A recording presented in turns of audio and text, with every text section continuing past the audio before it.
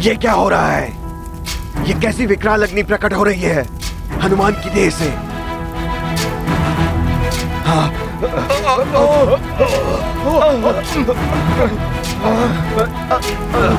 हनुमान ज्ञान गुण सागर जय कपीस लोक उजागर, जय हनुमान ज्ञान गुण सागर जय कपीस लोक उजागर। दूत अतुलित बल धामा, पुत्र पवन सुत नामा, महावीर विक्रम बजरंगी, कुमति निवार सुमति के संगी। मेरा दिव्यास्त्र भी टूट गया। ये विराट रूप हनुमान का कहीं जलाकर पूरे प्रेत लोक को भस्म न कर दे।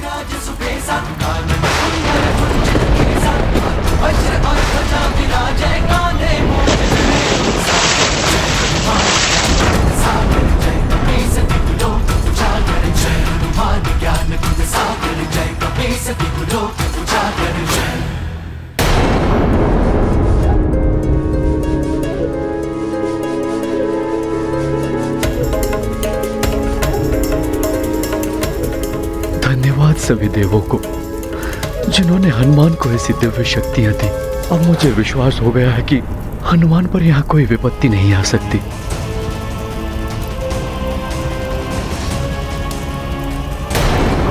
किंतु पृथ्वी लोक में अंजना कैसे उन तीनों राक्षसों का सामना कर पाएगी? मुझे अबला नारी समझने की भूल मत करना। सावित्री ने भी यमराज को विवश कर दिया था उसके पति के प्राण वापस करने के लिए। मैं भी उसी भूमि की पुत्री हूं। अपने पति की देह की रक्षा करने के लिए मैं कुछ भी कर सकती हूं, भले ही मेरे प्राण चले जाए, किंतु हनुमान के लौटने से पूर्व मेरे स्वामी की देह को कोई स्पर्श नहीं करेगा।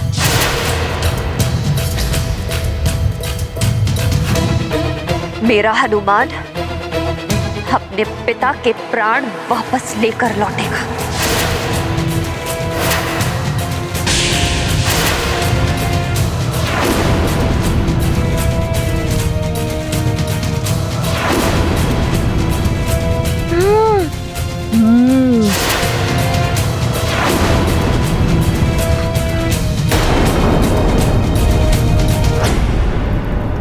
अब ना आप सब बचेंगे और ना ही आपका ये प्रेत लोग।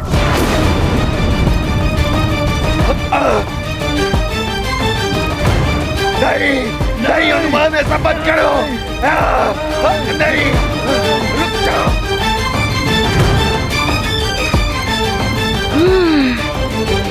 जिस प्रकार से अग्नि हनुमान के शरीर से प्रज्वलित हो रही है, इससे तो संपूर्ण प्रेतलोक ही भस्म हो जाएगा। प्रेतराज, कुछ कीजिए, बचाइए प्रेतलोक को।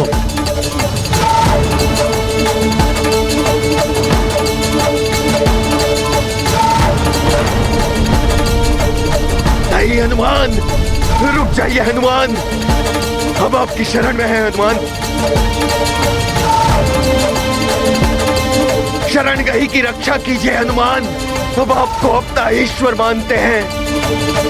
आपके इस प्रेतेश्वर रूप को हमारा शत शत नमन है।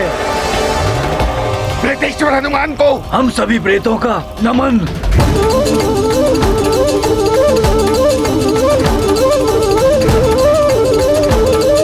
मैं आपको आपके पिता से मिला दूंगा। अपने इस धृष्टता के लिए मैं आपसे क्षमा मांगता हूँ। हमें क्षमा कर दीजिए हनुमान, हम सभी क्षमा प्रार्थी हैं।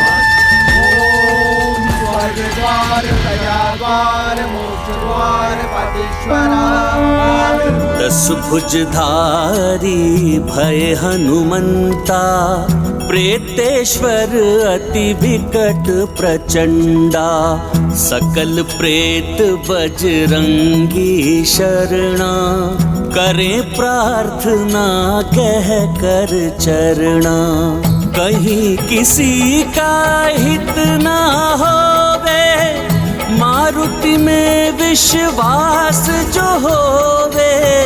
प्रेतराज दे वचन बद्धता, हनुमत भगत न होगी बाधा।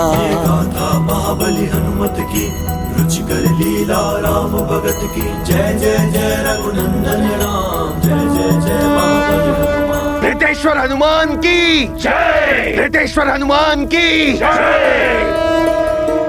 हनुमान ने तो प्रेतों पर विजय पा ही ली, उधर अंजना भी विपत्ति के समक्ष अडिग खड़ी हुई है।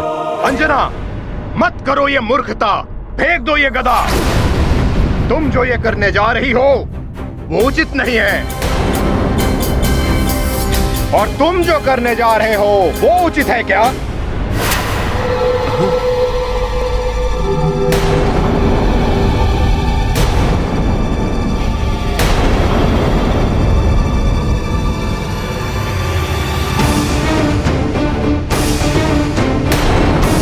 वास्तविक गुंजर और सुग्रीव यहाँ?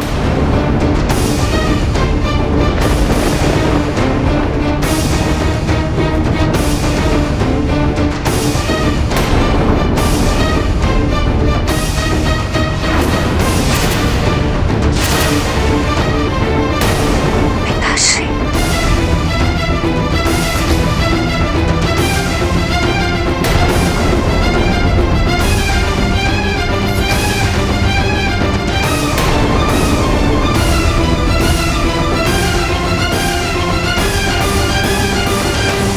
मेरा विश्वास सत्य निकला, असुर है ये।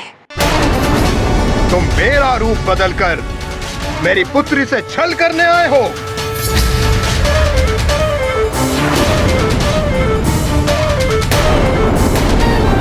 अंजना, मैं तुम्हें नहीं छोड़ूंगा।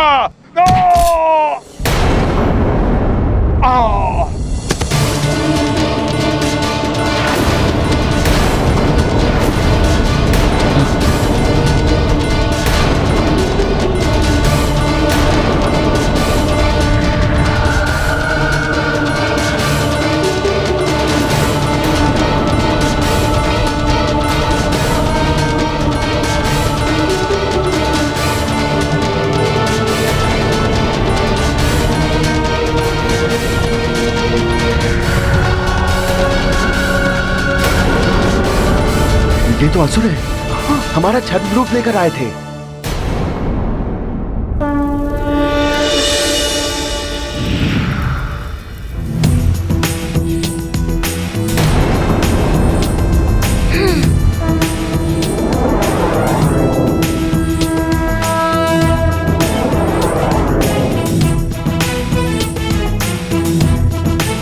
प्रेतराज जी, मुझे अपने पिताश्री से शीघ्र मिलवा दीजिए।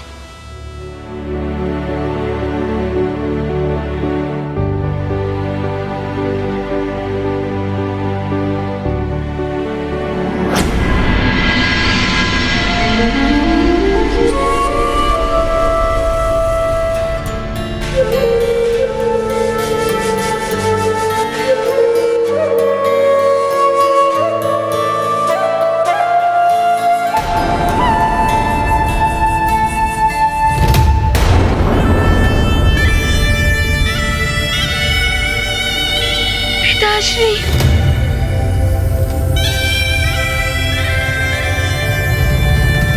पिताश्री,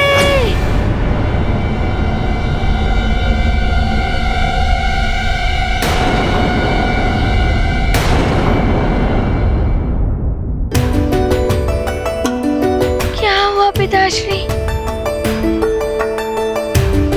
पिताश्री,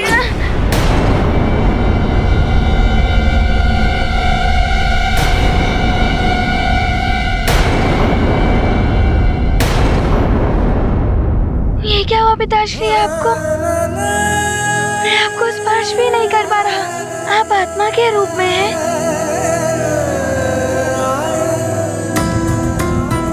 पिताश्री, चलिए पिताश्री, मैं आपको लेने आया हूँ। माँ आपकी प्रतीक्षा में व्याकुल हो रही होंगी। हनुमान, प्रेतलोक के कठोर नियमों को तोड़ना मेरे वश में भी नहीं है। मैं या कोई अन्य प्रेत भले ही आपकी बाधा ना बने, फिर भी आप अपने पिता की आत्मा को यहाँ से नहीं ले जा सकते।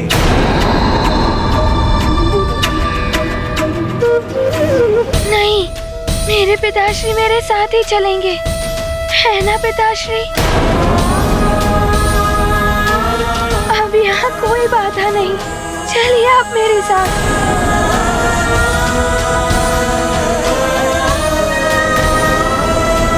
आप इस प्रकार क्यों देख रहे हैं मुझे? कौन हो तुम?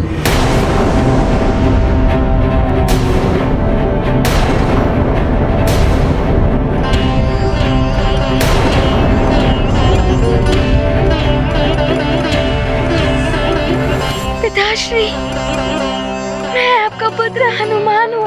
कौन हनुमान? मेरा कोई पुत्र नहीं है, ना ही मैं किसी का पिता हूँ।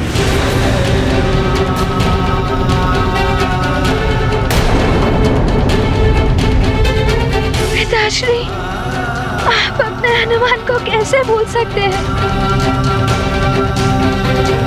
माँ आपके विछोह में रो रो कर अपने प्राण त्याग देंगे पिताश्री। आपका हनुमान भी आपके बिना जीवित नहीं रह पाएगा। आप चलिए मेरे साथ, मैं आपको लेने आया हूँ। चलिए ना पिताश्री। आत्मा का कोई पुत्र नहीं होता, कोई पत्नी नहीं होती। मैं मात्र एक आत्मा हूँ, प्रेतलोक की एक आत्मा। आत्मा का किसी से कोई संबंध नहीं होता।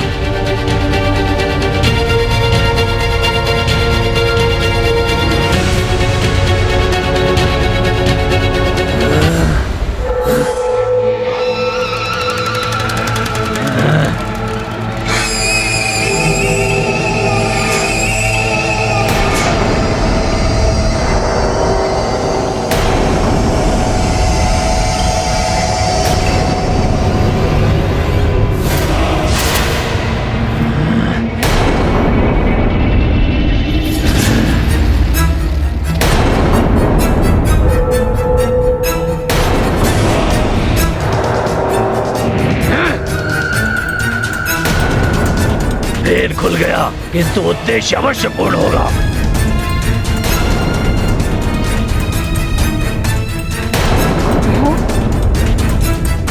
अंजना, मैं तुम्हें नहीं छोड़ूंगा। तुम्हारी इच्छा पूर्ण नहीं होगी।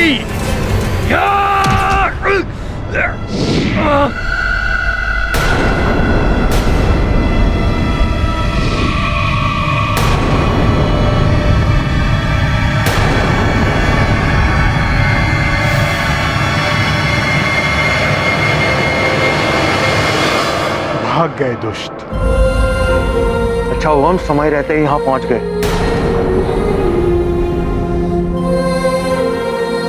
पुत्री अंजना। पिताश्री,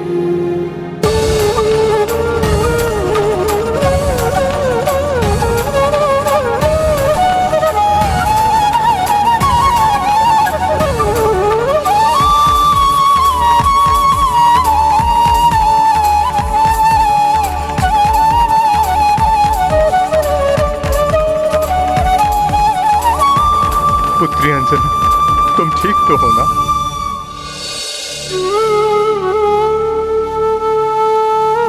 स्वामी, एक क्षण के लिए भी विलंब हो जाता तो न जाने ये राक्षस क्या अनर्थ कर बैठते। पिताश्री, हनुमान काल लोक गया है मेरे स्वामी के प्राण वापस लाने के लिए, और मुझे पूर्ण विश्वास है कि वो अपने पिता को जीवन दान अवश्य दिलाएगा।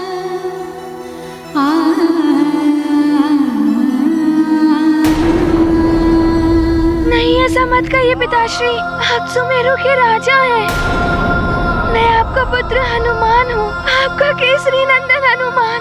पहचानिए मुझे पिताश्री।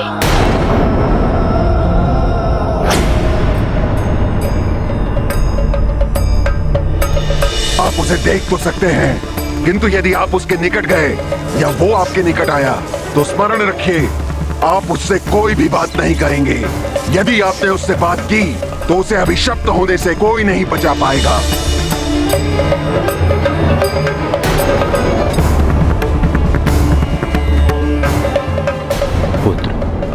तुम्हारी भलाई इसी में है कि मैं तुम्हें ना पहचानूं।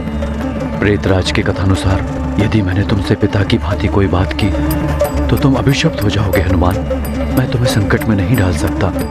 उचित यही है कि मैं तुम्हारे साथ अपरिचित की भांति व्यवहार करूं, जिससे तुम मेरा मोह छोड़ दो।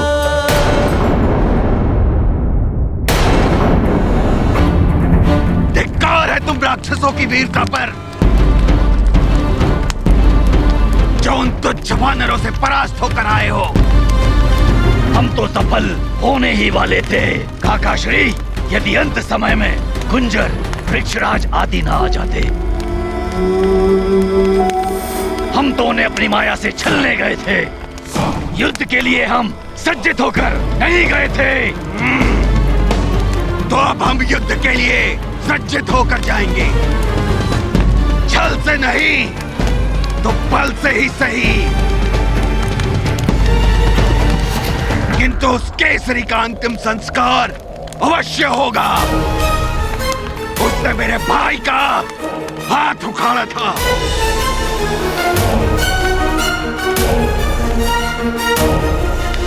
वास्कासुर, मेरे भाई और तुम्हारे पिता की मृत्यु के लिए केसरी और उसका पुत्र हनुमान दोनों ही उत्तरदायी हैं।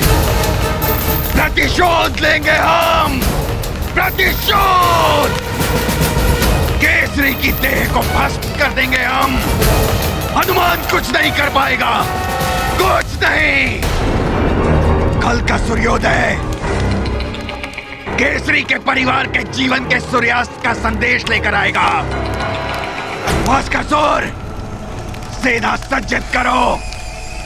कल प्रातःकाल ही हम आक्रमण करेंगे उन पर। पिताश्री, देखिए हनुमान के अश्रु को। इनमें मेरी माँ की पीड़ा भी दिखाई देगी। बस एक बार मुझे पुत्र कहकर पुकारिए पिताश्री, एक बार।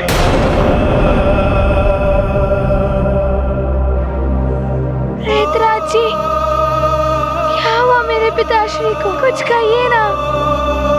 मुझे क्यों नहीं पहचान पा रहे हैं? आप कुछ कीजिए ना प्रेतराज जी। रुक जाइए पिताश्री, आप हनुमान को इस प्रकार छोड़कर नहीं जा सकते।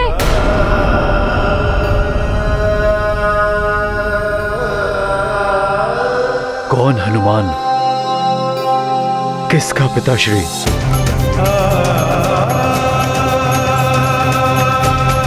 रुक जाइए पिताश्री, आप ऐसा क्यों कर रहे हैं? मुझे छोड़कर कैसे जा सकते हैं पिताश्री?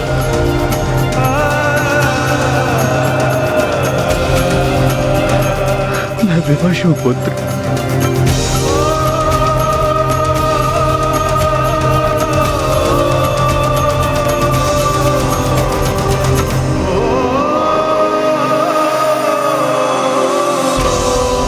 प्रेतराज जी, हनुमान के प्रति पिताश्री निष्ठुर नहीं हो सकते।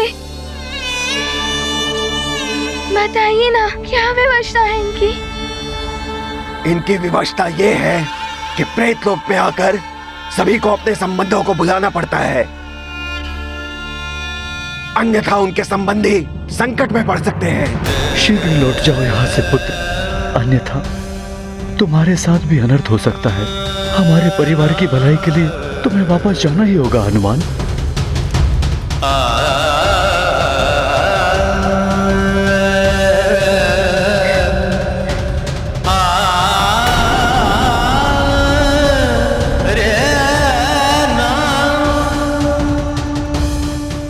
पिताश्री रुक जाइए। पिताश्री,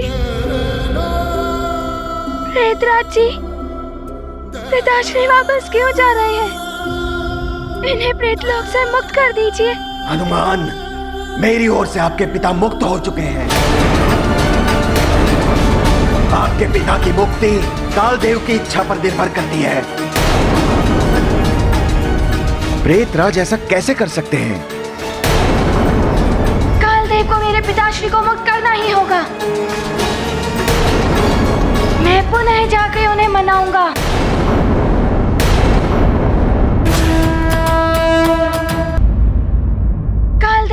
पिताश्री को मुक्त करना ही होगा। मैं पुनः जाकर उन्हें मनाऊंगा। जो भी करना है शीघ्र करें हनुमान। 11 दिवस के पश्चात आपके पिता की आत्मा यहाँ से चली जाएगी, फिर आप उन्हें नहीं ढूंढ पाएंगे। प्रेतराज जी, मैंने मेरी माँ को वचन दिया है और उनके वचन की पूर्ति के लिए मुझे कुछ भी करना पड़े मैं करूँगा। मैं पिताश्री को वापस लेकर ही जाऊँगा।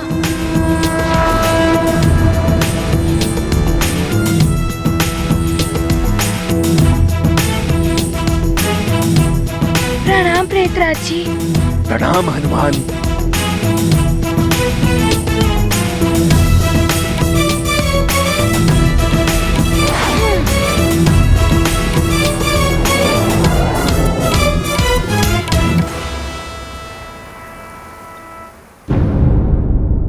तुम्हारे पिता अब जीवित नहीं हो सकते।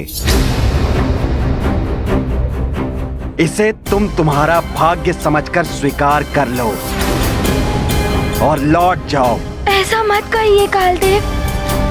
हनुमान की विनती। तुम्हारी विनती, प्रार्थना या किसी तर्क का कोई अर्थ नहीं है, क्योंकि काल समस्त भावनाओं से परे है। काल के सिंहासन विचार भू और ये लाल ध्वज की मर्यादा इसीलिए स्थिर है क्योंकि काल अपने नियमों का पालन कठोरता से करता है। नियम है तो यम है।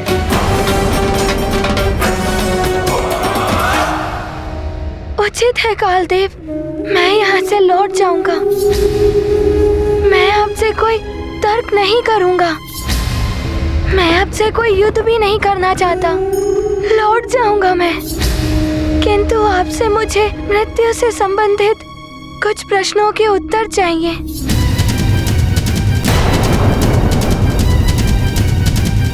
तुम होते कौन हो मुझसे प्रश्न पूछने वाले? कालदेव, मैं वो हूँ जिसके पिता को आपने असमय ही मृत्यु दे दी। वो पुत्र कालदेव के कुछ नियम जानना चाहता है। बस मैं कुछ ही प्रश्न पूछूंगा, फिर लौट जाऊंगा। हनुमान, तुम्हारे प्रश्न का उत्तर देने के लिए बाध्य नहीं हूँ मैं। क्यों कालदेव, आप भयभीत हो रहे हैं? एक बालक के प्रश्नों का उत्तर देने से पीछे हट रहे हैं आप। एक छोटी सी चुनौती का सामना नहीं कर पा रहे हैं आप। काल को भय नहीं लगता, सब भयभीत होते हैं काल से। भय भी भयभीत हो जाता है काल से। मैं दूंगा तुम्हारे प्रश्नों के उत्तर, किंतु स्मरण रहे हनुमान, प्रश्नों के उत्तर पाकर तुम्हें लौट जाना होगा। मेरे प्रश्नों के उचित उत्तर प्राप्त हो जाने के पश्चात मैं यहाँ से लौट जाऊंगा। वैसे भी तुम अधिक समय तक नहीं रुक पाओगे, क्योंकि पृथ्वी लोक पर तुम्हारे पिता की देह भी अधिक समय तक सुरक्षित नहीं रह पाएगी।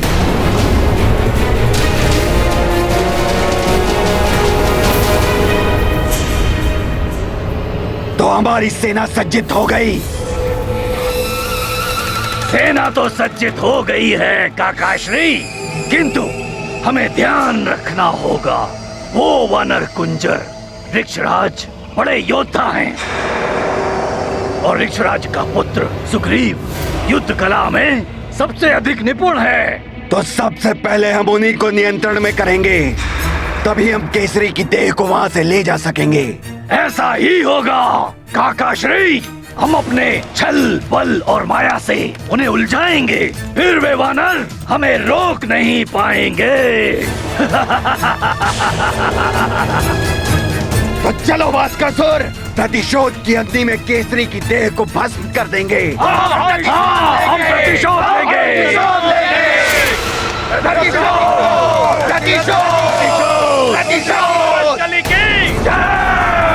रक्षराज महाराज वाशकली की जय।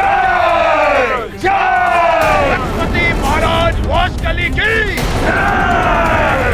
रक्षपति महाराज वाशकली की प्रतिशोध। ये ध्वनि सुन रहे हैं आप? राक्षस प्रतीत होते हैं। सैनिकों, सावधान हो जाओ तुम सब। राक्षस इस ओर ही आ रहे हैं। ये वही राक्षस हैं जो यहां से भाग कर गए थे। महारानी अंजना और आप सब केसरी जी के निकट ही रहिएगा। वो केसरी जी की देह को नष्ट करना चाहते हैं। हम ऐसा नहीं होने देंगे महाराज। हनुमान के मित्र हैं हम उन राक्षसों का डट कर सामना करेंगे। हाँ चलो। हाँ चलो, हम भी युद्ध करेंगे राक्षसों से। चलो। उधर हनुमान कालदेव के समक्ष अडिग खड़ा है और उधर मेरा परिवार एवं प्रजा मेरी देह को बचाने के लिए प्राण प्रण से लगे हुए हैं। सब मुझे बचाने के लिए किसी भी प्रकार का संकट लेने को तैयार हैं। केसरी जी, आप बड़े भाग्यवान हैं जो आपको ऐसा पुत्र, ऐसा परिवार एवं ऐसी प्रजा मिली है। जब एक बड़ा समूह किसी अच्छे कार्य के लिए एकजुट होकर प्रयास करती है तो प्रकृति भी उसके अनुकूल हो जाती है। मुझे पूर्ण विश्वास है कि हनुमान आपको यहाँ से मुक्त करा लेंगे, कालदेव को बना लेंगे वो। हनुमान, शीघ्र पूछो, क्या पूछना चाहते हो? मेरे पास अधिक समय नहीं है तुम्हारे लिए। समय तो मेरे पास भी नहीं है कालदेव, किंतु आपसे पूछने के लिए प्रश्न मैंने अवश्य सोच लिए हैं। कालदेव, मेरा प्रथम प्रश्न ये है कि आत्मा क्या होती है? आत्मा परम ब्रह्म, परम आत्मा का अंश होता है। जब ये देह में होता है तब ये कर्मों के अनुसार सुख दुख का अनुभव करता है। देह से मुक्त होते ही ये समस्त कामनाओं एवं लोभ मोह आदि विकारों से परे हो जाता है और मोक्ष की स्थिति में यह पुनः परमात्मा से मिल जाता है। इसका कोई रूप, कोई आकार नहीं होता। ये सनातन है, अविनाशी है। ये परम ब्रह्म परमात्मा की वो ऊर्जा है जिससे जीवन संभव है। कालदेव, मृत्यु के पश्चात आत्मा कहाँ चली जाती है? उनका वास कहाँ होता है? मृत्यु के पश्चात आत्मा का वास उसके कर्मों के अनुसार निर्धारित होता है। सत्कर्म और सदाचरण करने वाले मनुष्य की आत्मा उच्च लोकों में वास करती है। जैसे यम के लोक में स्वर्ग की प्राप्ति होती है, उनका वास शिवलोक, भगवान नारायण का गौलोक, श्रीलोक, ब्रह्मलोक आदि में होता है। और यदि उनका पुनर्जन्म होता है तो उन्हें उच्च योनि जैसे राजा का घर आदि प्राप्त होता है। दुष्कर्म और दुराचरण करने वाले मनुष्य की आत्मा निम्न लोकों में भटकती है। जैसे यमलोक में नरक की प्राप्ति होती है, जहां उन्हें अपने दुष्कर्मों का दंड भोगना पड़ता है। उन्हें भूत लोक, प्रेत लोक, पिशाच लोक और कभी कभी जिन्हें किसी अन्य लोक की प्राप्ति नहीं हो पाती है, उन्हें पृथ्वी लोक में ही भटकना पड़ता है। उनका पुनर्जन्म भी निम्न योनि में होता है। एक आत्मा का दूसरी आत्मा से क्या संबंध होता है? समस्त आत्माएं उस एक ब्रह्म की अक्षय ऊर्जा का अंश होने के कारण एक दूसरे से जुड़े रहते हैं, किंतु अपने कर्मों के अनुसार उनका एक दूसरे से संबंध निर्धारित होता है। आत्मा और आत्मा के संबंध में ना कोई बड़ा छोटा होता है, ना कोई दुर्बल और शक्तिशाली। पुण्यात्मा का संबंध पुण्यात्मा से जुड़ता है और पापात्मा पापात्मा को प्रिय होती है। समस्त आत्माओं का एक ही लक्ष्य होता है, अपनी अपनी कर्म गति पूर्ण करके अंततः उस परम ब्रह्म परमात्मा में मिल जाना। किसी भी जीवधारी का जन्म और मृत्यु का निर्धारण कैसे होता है? किसी भी जीवधारी के जन्म और मृत्यु का निर्धारण स्वयं ब्रह्मदेव के विधान के अनुसार होता है। किंतु किस क्षण जीवधारी की मृत्यु होनी है, इसका निर्धारण कैसे होता है? श्वासों की अवधि के निर्धारण से। कालदेव, श्वासों की गणना कौन करता है?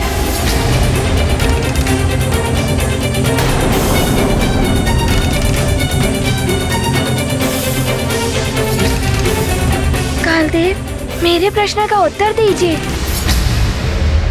श्वासों की गणना करने का कार्य किनका है? प्रत्येक जीवधारी की श्वासों की गणना करने का कार्य त्रिदेव ने शनिदेव के अधीन किया है।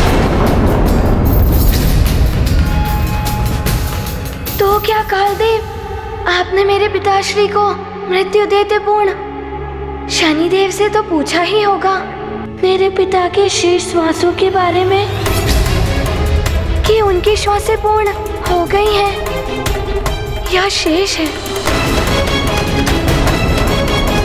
हनुमान, तुम इस प्रकार का कोई प्रश्न नहीं कर सकते हो मुझसे। मेरे पिताश्री की मृत्यु से जुड़ा हुआ है ये प्रश्न। एक पुत्र को इसका उत्तर जानने का अधिकार है। बताइए ना कालदेव, क्या आपने पूछा था शनिदेव से मेरे पिताश्री की शेष श्वासों के बारे में? नहीं पूछा मैंने शनिदेव से, क्योंकि मुझे उनसे कुछ पूछने की आवश्यकता नहीं थी।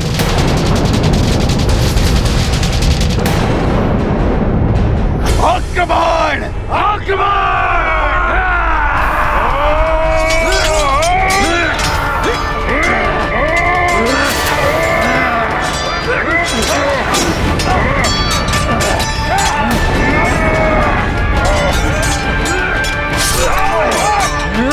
तुम्हारे क्षेत्र में तुम्हें आकर मारेंगे राक्षसों! जिसने भी आगे बढ़ने की हिम्मत की उसका अंत निश्चित है। और केसरी पर उठने वाले सारे हाथ तोड़ दूंगा मैं। हाथ तोड़ोगे तुम? यही भूल की थी केसरी ने। मेरे पिता का हाथ उखाड़ दिया, वही प्रतिशोध लेने में आया हूँ।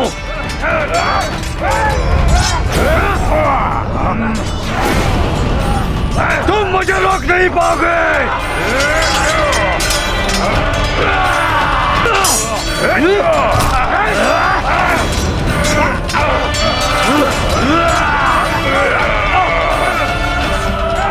अच्छा, तो तुम ही हो वाशकासुर? हाँ, वानर राज कुंजर, राक्षसों के परम शत्रु हनुमान और उसके पिता से प्रतिशोध लेने का इतना अच्छा अवसर मैं कैसे छोड़ सकता हूँ? उसके पिता को समाप्त करके पुत्र तो स्वयं ही टूट जाएगा और इस पुत्र को हम समाप्त कर देंगे।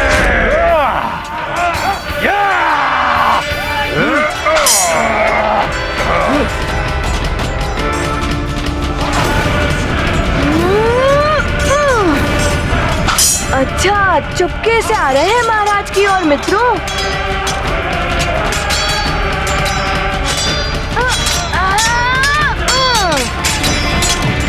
मारो मारो मित्रों, और मारो, बच के न जाने पाए।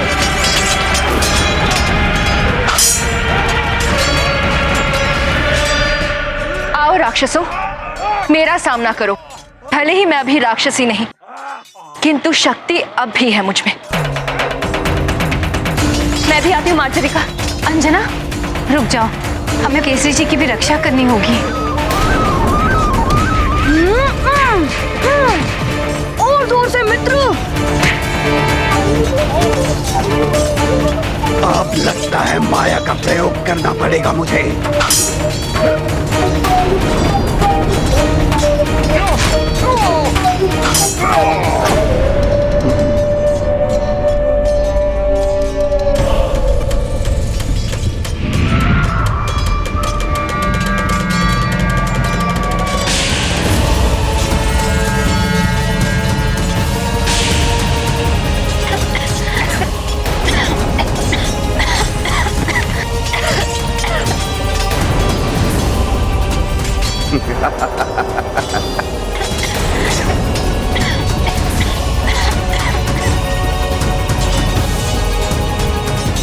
अब होगी केसरी की देह मेरे अधिकार में। हनुमान, अब पूरा होगा मेरे भ्राता के वध का प्रतिशोध।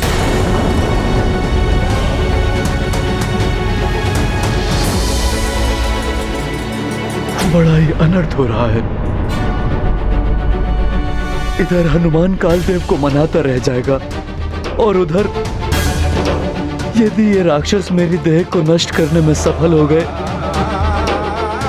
तो हनुमान मुझे मुक्त कराने के पश्चात भी असफल रह जाएगा। उसका सारा का सारा प्रयास व्यर्थ हो जाएगा। हनुमान, किसे अकाल मृत्यु देनी है और किसे नहीं, इसका विशेष अधिकार मेरे अधीन है। शनिदेव हो या त्रिदेव, मुझे किसी से कुछ पूछने की या किसी से अनुमति लेने की कोई आवश्यकता नहीं है। अकाल मृत्यु अर्थात असमय मृत्यु, किंतु अकाल मृत्यु कालदेव किसी को भी नहीं दी जा सकती। इसका भी तो कोई आधार होगा। पितृदोष के कारण होती है अकाल मृत्यु। प्राणी के दुष्कर्मों के परिणाम स्वरूप भी बनता है अकाल मृत्यु का योग। तो आप ये बताइए, क्या मेरे पिताश्री के भाग्य में ऐसा कोई योग बन गया था?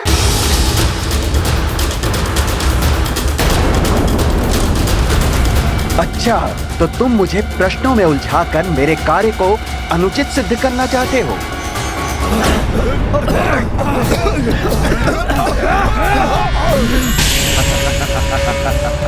गुंजर, मैंने कहा था ना, तुम मुझे रोक नहीं पाओगे। मेरा कार्य हो गया। चलो मेरे शूरवीरों।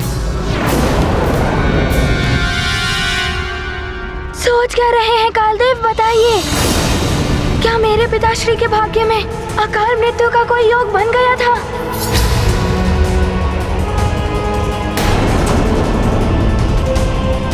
कदाचित आपके पास इसका उत्तर नहीं है। ठीक है, मैं शनिदेव से ही पूछ लेता हूँ। वे न्याय के देवता हैं। कर्मों के आधार पर न्याय देना एवं दंड देना उनका ही कार्य है। हनुमत करते प्रश्न निरंतर, काल देव हो गए निरुत्तर। आंजनेय सद इच्छा पावन, भरे भाव से शनि आवाह। हे न्याय के देवता शनिदेव, हनुमान को आपकी सहायता की आवश्यकता है। कृपया दर्शन दे, दर्शन दे शनिदेव, दर्शन दे शनिदेव, दर्शन दे।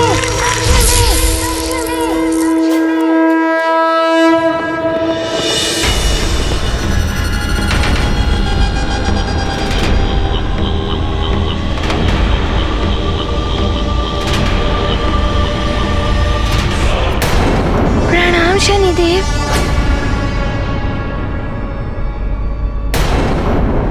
शनिदेव, कृपया मेरी शंका का समाधान कीजिए।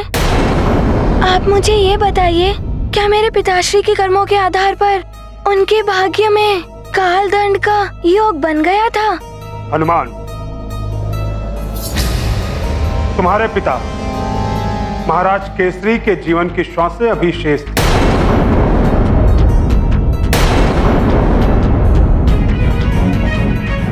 उन्होंने तो जीवन भर सदैव सत्कर्म ही किए, अतः उनकी श्वासें कम करने का कोई आधार नहीं बनता।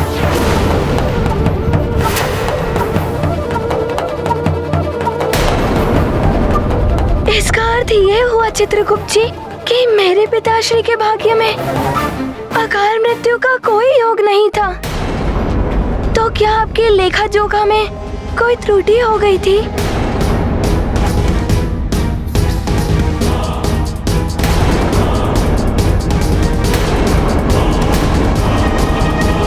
पुत्री, तुम ठीक तो हो ना?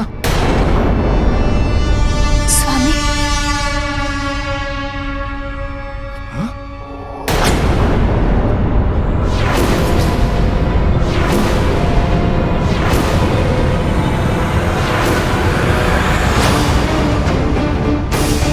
नहीं स्वामी,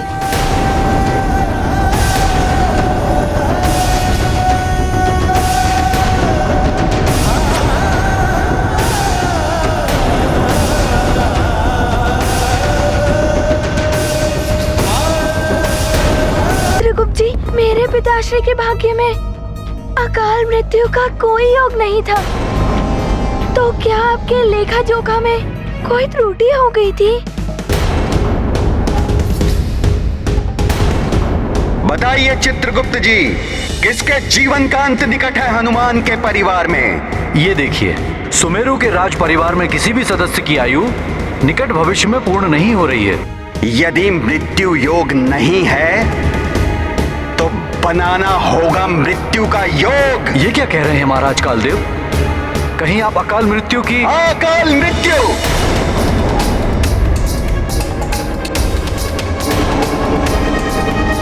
हनुमान, चित्रगुप्त का लेखा जोखा सदैव त्रुटिहीन रहता है। उसकी गणना कभी गलत नहीं होती और उसके अनुसार केसरी जी की श्वासें अभी शेष थी। किंतु महाराज कालदेव के अधीन होने के कारण इनकी आज्ञा का पालन करना मेरा कर्तव्य है।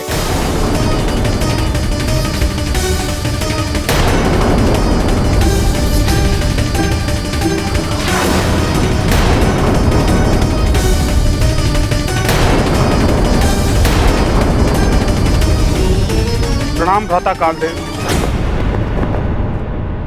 हनुमान का कथन सत्य है। महाराज केसरी की अकाल मृत्यु का कोई योग नहीं बनता है। आपने अधर्म और अन्याय करते हुए उन्हें अकाल मृत्यु दी है। कालदेव, विधि का विधान सर्वोपरि, किंतु आपने उसकी उपेक्षा करके अपनी इच्छा को प्राथमिकता दी।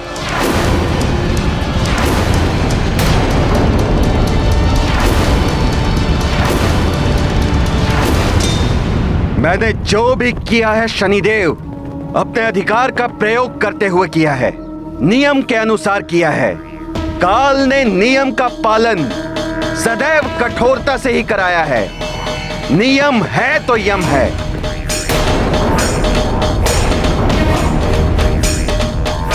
किसी की मृत्यु के संबंध में अंतिम निर्णय मेरा होता है, काल का।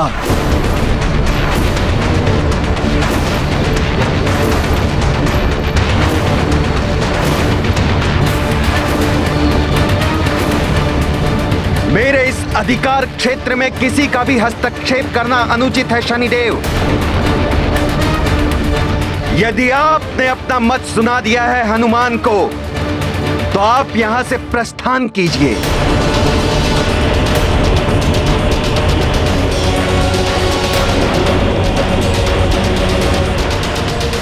क्योंकि यह प्रकरण मेरे और हनुमान के मध्य है।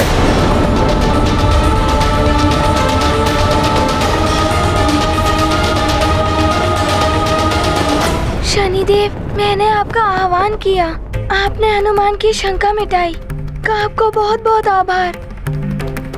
प्रणाम। तुम्हारा मनोरथ सफल। मेरी मंगल कामना, मेरी मंगल कामना, मेरी मंगल कामना, मेरी मंगल कामना, मेरी मंगल कामना, मेरी मंगल कामना, मेरी मंगल कामना।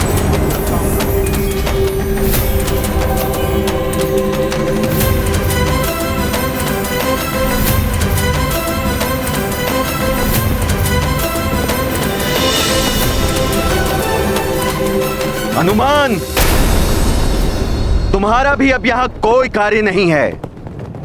तुम यहां से जा सकते हो।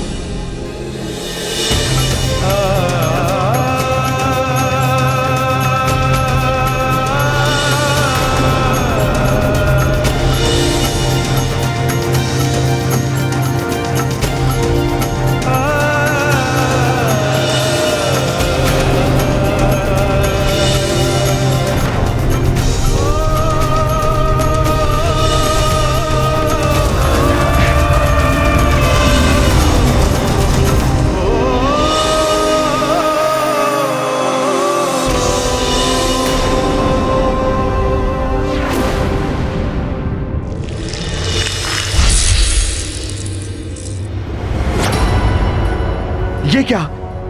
केसरी जी की मृतदेह कहाँ गई? राक्षसों ने पुनः माया का प्रयोग किया। ये कैसे हो गया? कैसी अभागिन हूं मैं, आपकी रक्षा भी नहीं कर पाई स्वामी।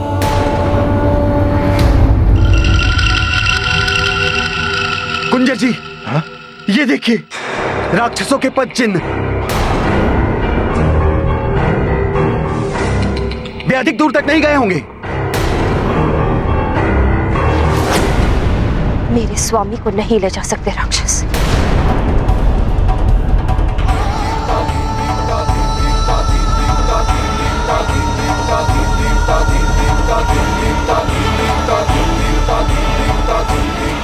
चलो। हाँ चलो। जैसी करनी वैसी भरनी।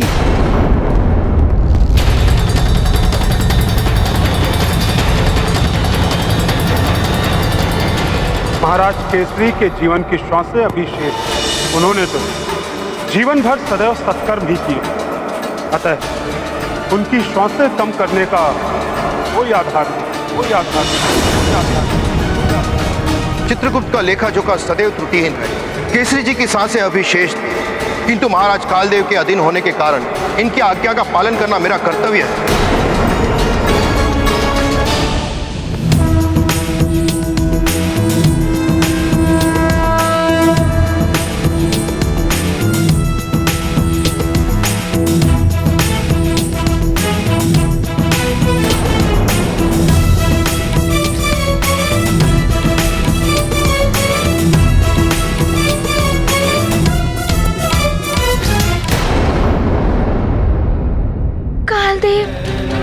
किसकी करनी और किसकी भरनी?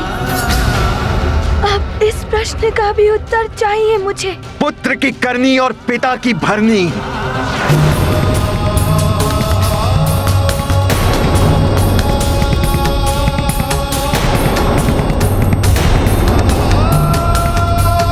ये तो न्याय नहीं हुआ कालदेव। आपने नियम की ओट लेकर अन्याय किया है।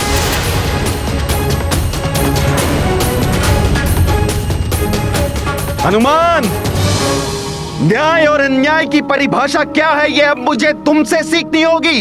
अर्थात आप अपने द्वारा दिए गए न्याय को अभी भी उचित मान रहे हैं। उचित ही किया है मैंने। शनिदेव तो क्या सारा ब्रह्मांड भी आ जाए तब भी कालदेव का नियम परिवर्तित नहीं होगा।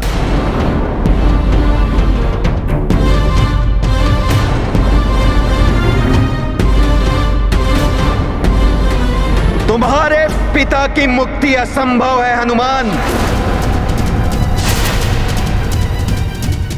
नियम का उल्लंघन करके नियम की दुहाई मत दीजिए आप कालदेव।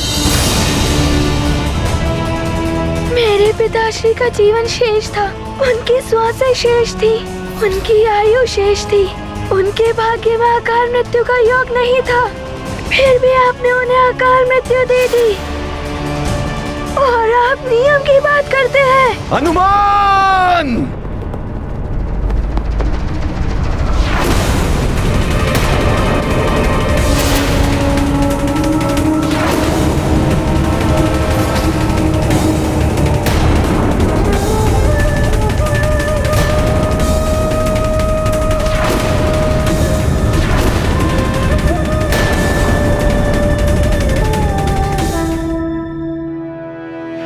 पिता को पुनः जीवन मिलेगा और उन्हें जीवन देंगे आप कालदेव। मैंने तो अपनी भूल का सुधार कर लिया था, ग्रहों की स्थिति ठीक करके, फिर भी आपने मुझे क्षमा नहीं किया। किंतु मैं आपको अपनी भूल सुधारने का एक अवसर देता हूँ कि मेरे पिताश्री के प्राण लौटा दीजिए, अन्यथा आपको दंड मिलेगा। हनुमान, तुम दंड दोगे मुझे हनुमान? हाँ कालदेव, हनुमान देगा आपको दंड।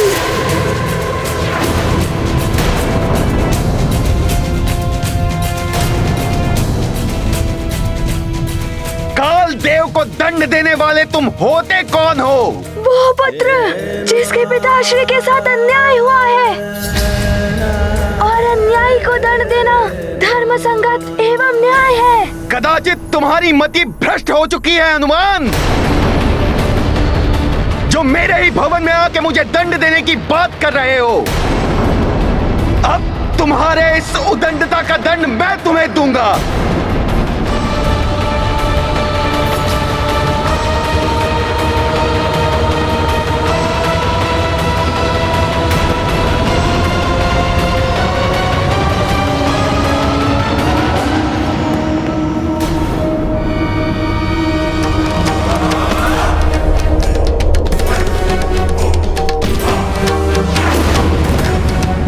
ये क्या कर रहे हैं आप कालदेव? शांत हो जाइए।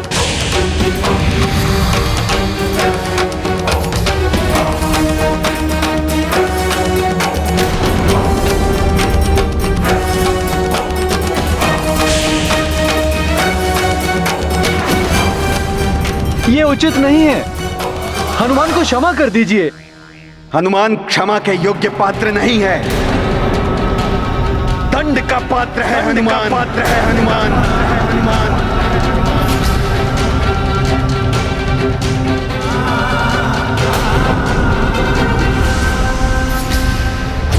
ये क्या होने जा रहा है?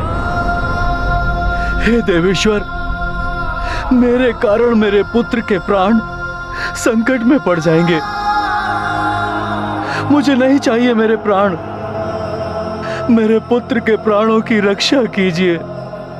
हनुमान, मैं तुम्हें इसी क्षण तुम्हारे पिता की भांति अकाल मृत्यु दे सकता हूं। प्राण हर सकता हूं मैं तुम्हारे। कालदेव, मुझे मेरे प्राणों की कोई चिंता नहीं। बस आप मेरे पिताश्री का जीवन लौटा दीजिए। उन्हें पुनः जीवित करना होगा आपको। बस हनुमान, तुम्हारे इस बाल हट ने तुम्हें पुनः दंड का पात्र बना दिया है। मेरा अपमान कर मुझ कालदेव को आदेश देने का दंड तुम्हें अवश्य मिलेगा।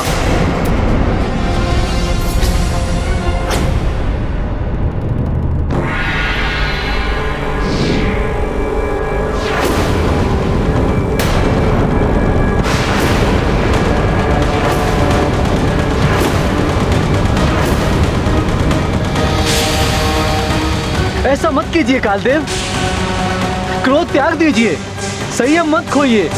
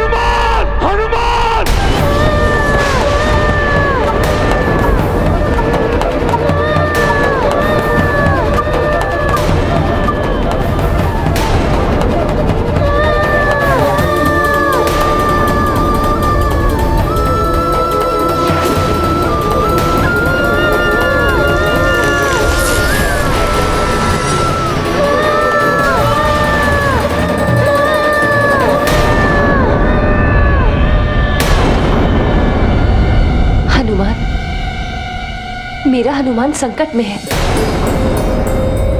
अंजना, क्या हुआ महारानी जी? हे प्रभु, मेरे पुत्र की रक्षा करना।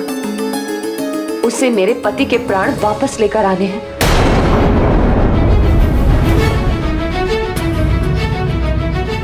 उससे कुछ हो गया तो मेरा सुहाग और आंचल दोनों ही छिन जाएंगे। और यदि ऐसा हुआ तो मैं भी जीवित नहीं रह पाऊंगी। उसकी रक्षा करना देवेश्वर।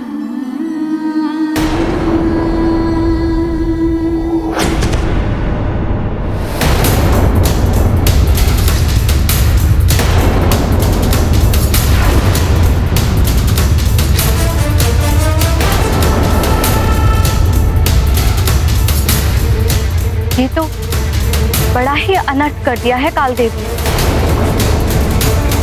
ये क्या अनर्थ कर दिया महाराज? काल का दंड मृत्यु का प्रहार है और आपने हनुमान पर काल दंड से प्रहार किया। कदाचित आप ये भूल गए कि भगवान शिव ने हनुमान को चिरंजीवी होने का वरदान दिया था। मेरे कार्य में बाधा लाने पर ऐसा ही दंड मिलता है। नियम है तो यम है।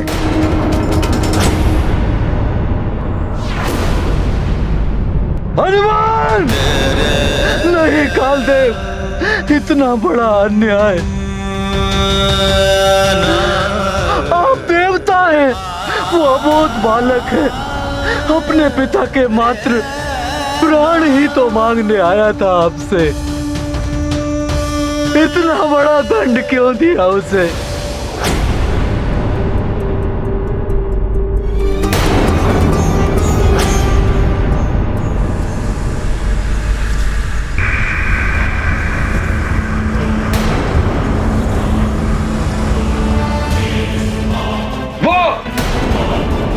दिखाई दे रहे हैं राक्षस।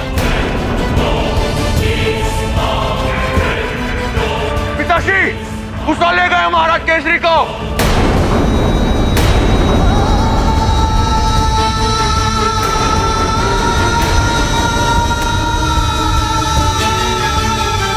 हाँ, वहां दिखाई दे रहा है कुछ।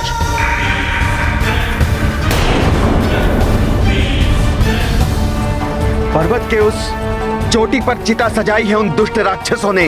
चलो, हमें शीघ्र ही उन्हें रोकना होगा, अन्यथा वो केसरी जी की देह का अग्निदाह कर देंगे। हे महादेव, आपने अपनी भक्त अंजना को महाप्रसाद के रूप में जो पुत्र प्रदान किया था, आपको उसकी रक्षा करनी है। उसकी रक्षा कीजिए प्रभु। हर हर महादेव। हर हर महादेव। देख रहे हैं देवेश्वर, एक और आपकी भक्तिन अंजना का आप पर विश्वास और दूसरी ओर आपके द्वारा ही अधिकृत किए गए कालदेव का अन्यायपूर्ण कृत्य, कालदेव का क्रोध, कालदेव का अहम नियमों की सारी सीमाएं लांघ चुका है देवेश्वर। सबकी एक सीमा होती है देवी। सरोवर का ठहरा हुआ जल जब वर्षा की अधिकता से सारी सीमाएं तोड़ देता है, तो बड़े से बड़े सरोवर भी सूख जाते हैं।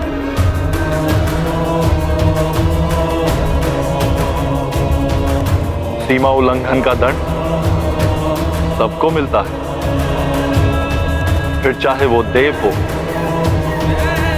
दानव या फिर मानव।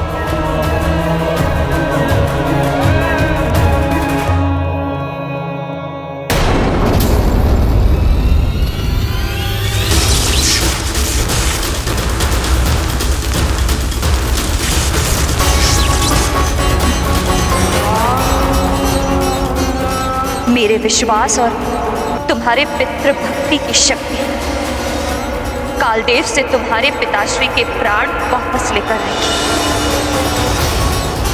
अपने पिताश्री के प्राण वापस लेकर ही आओ। माँ,